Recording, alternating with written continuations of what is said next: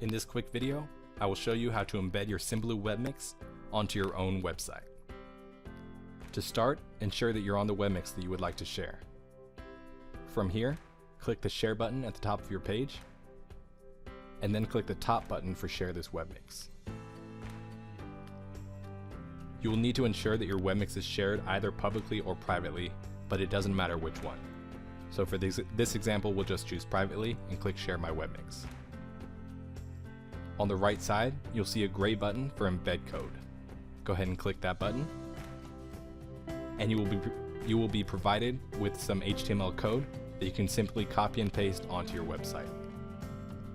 I've already prepared into the back end of this WordPress site here, and we can copy and paste the code into this raw HTML box.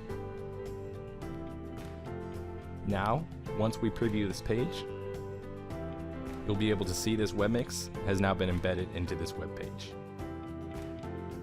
If you need any assistance, please don't hesitate to contact us. Thank you.